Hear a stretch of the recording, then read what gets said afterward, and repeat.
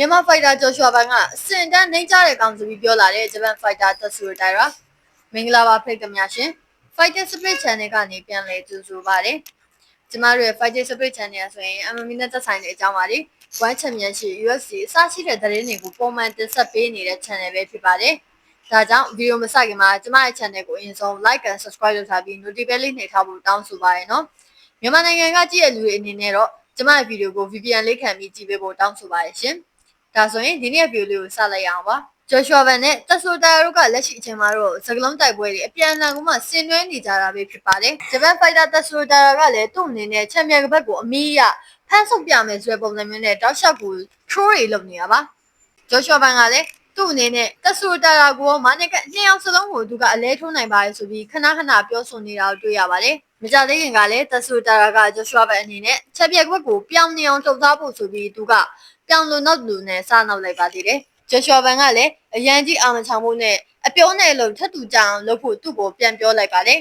ဒီနေ့မှာဆိုရင်လေတက်ဆိုတာကဂျော်ရှွာဘန်ကအဆင်မရှိတဲ့ဖိုက်တာဆိုပြီးသူကထပ်ပြီးလေးတိုက်လာပြန်ပါတယ်သူကအခုလိုမျိုးပြောဆိုသွားခဲ့တာပဲဖြစ်ပါတယ်ဂျော်ရှွာဘန်ကဘာအဆင်ရှိလို့လဲဂျော်ရှွာဘန်ကချန်ပီယံကပတ်ကိုတော့အချောင်ရသွားခဲ့တာပါသူကဘောက်ဆင်စကေးကောင်းတယ်ဆိုပြီးတော့ပြောနေကြတာပါပဲဒါပေမဲ့ကျွန်တော်ကတော့သူ့ရဲ့စကေးကဘယ်လောက်ရှိလဲဆိုတာမသိပါဘူးကျွန်တော်သူ့ကိုတတရနဲ့အလဲထုတ်ပြနိုင်ပါတယ်ချုပ်လဲချုပ်ပြနိုင်ပါတယ်ဒီကောင်တော့ကတော့အေးဆေးပါပဲကျွန်တော်အနေနဲ့သူ့စီကချန်ပီယံဘက်ကိုလူယူဖို့အတွက်အဆင်သင့်ဖြစ်နေပါပြီခင်ဗျားတို့အားလုံးစောင့်ကြည့်ကြပါ Florida ကချန်ပီယံအသစ်ကတက်ဆူတာပါပဲဆိုပြီးသူကပြောဆိုသွားခဲ့တာပဲဖြစ်ပါတယ်ဘလို့ကင်းကျင်းနေဖြစ်လာမလဲဆိုတော့ရင်တက်ရှူမဝယ်စောင့်ကြည့်သွားမှာပဲဖြစ်ပါတယ်လက်ရှိအချိန်မှာလည်းကမ္ဘာကျော်မီဒီယာတော်တော်များများကဒီပွဲကင်းကျင်းကိုတုံးသက်ပြောဆိုနေတာမျိုးကိုတွေ့ရပါတယ်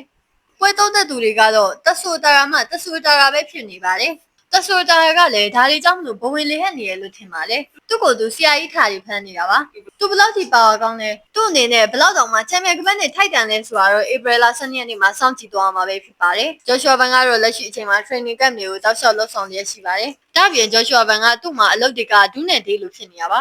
ဂျော်ရှွာဘန်ကပြီးခဲ့တဲ့ UFC ရဲ့ Fight Night တိုင်ပွဲမှာတော့လေသူ့အနေနဲ့ Australia ချီကိုသွားပြီးတော့ Gus အနေနဲ့ပါဝင်အားဖြည့်ပေးခဲ့ရတာပါအဲ့ဒီပွဲမှာသူကပရိသတ်တွေရဲ့အမေးဖေကိုဖြေရင်းနဲ့ပရိသတ်တွေနဲ့အပေါက်လန်းကိုတက်နေတာပါပဲဂျော်ရှွာဘန်ဟာဒီတစ်ပတ်မှာကျင်းပမယ့် UFC Fight Night တိုင်ပွဲမှာလေသူက guest အဖြစ်နဲ့ပါဝင်ပေးအောင်ပါပဲဖြစ်ပါတယ်ဒီတစ်ခေါက်ကတော့သူနေထိုင်ရာဖြစ်တဲ့ Houston Texas မှာလုပ်မဲ့ UFC ပွဲစဉ်ပဲဖြစ်ပါတယ်ဒါကြောင့်မလို့ချန်ပီယံလိဂျော်ရှွာဘန်အနေနဲ့ပါဝင်အားဖြည့်ပေးရမှာပဲဖြစ်ပါတယ်လက်ရှိအချိန်မှာတော့ promotion ဘက်ကနေသူ့ရဲ့ပွဲကိုတရားဝင်ချပြထားခြင်းမျိုးတော့မရှိသေးပါဘူးအဲ့ဒီပွဲမှာတော့ဂျော်ရှွာဘန်ကပရိသတ်တွေရဲ့အမေးဖြေကိုဖြေရင်းနဲ့သူ့ရဲ့ပြိုင်ဘက်ကဘယ်သူဖြစ်လာမလဲဆိုတော့အရေးမှုအနေနဲ့ချပြနိုင်ကောင်းချပြနိုင်ပါတယ်အဲ့ဒီအချိန်ကိုစောင့်ကြည့်အားပေးရမှာပဲဖြစ်ပါတယ်ဂျော်ရှွာဘန်နဲ့တက်ဆိုတာတို့ပွဲကလည်းတကယ်ကိုမှကောင်းတဲ့ပွဲကောင်းပွဲကြတဲ့ပွဲဖြစ်လာမှာတော့ကျင်းသေးပါပဲပွဲမပြတ်ပါစေနဲ့လို့ပဲဆုတောင်းရမှာဖြစ်ပါတယ်ပွဲတရားဝင်ဖြစ်လာလို့ရှိရင်လည်းကျမတို့ဘက်ကနေအများဆုံးတင်ဆက်ပေးသွားမှာဖြစ်တဲ့အတွက်ကြောင့်